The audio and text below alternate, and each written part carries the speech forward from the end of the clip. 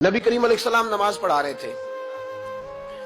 जोहर की नमाज थी या असर की नमाज थी, सही मुस्लिम में मौजूद है। हजरत अबू हुरैरा फरमाते हैं नमाज पढ़ाते पढ़ाते नबी पाक ने कदम आगे किया, नमाज पढ़ाते पढ़ाते कदम आगे किया और यूं हाथ उठाया फिर वापस कर लिया।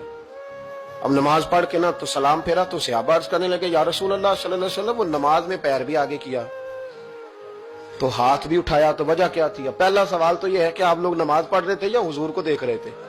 तो सहाबा तो पहले ही बताते हैं कि भाई हम तो पहली साफ में नमाज इसलिए पढ़ते थे कि नमाज भी होती रहती थी और चुपके चुपके महबूब की दीद भी होती रहती थी। हुजूर से पूछा या रसूल अल्लाह, वो नमाज पढ़ते पढ़ते कदम आगे बढ़ाया आपने तो फिर पीछे कर लिया, क्या था? और हाथ उठाया तो फिर आपने नीचे कर लिया। तो नबी करीम फरमाने लगे नमाज पढ़ाते पढ़ाते जब मैंने कहा ना समी अल्लाहु लिमन हमीदा, अचानक मेरी नजर उठी तो जन्नत में चली गई। नजर उठी तो जन्नत में, तेरे लिए 2-4 कदम अर्श बरी है।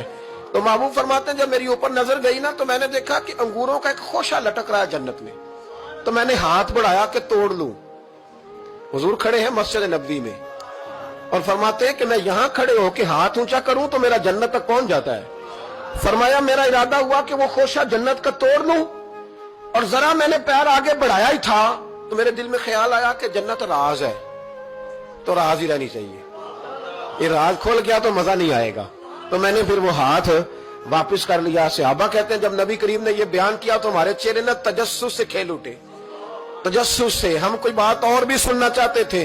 तो महबूब फरमाने लगे अगर मैं वो खोशा तोड़ के ले आता और तुम्हें दे देता, तुम कयामत तक भी खाते रहते तो तुमसे खत्म नहीं होना था।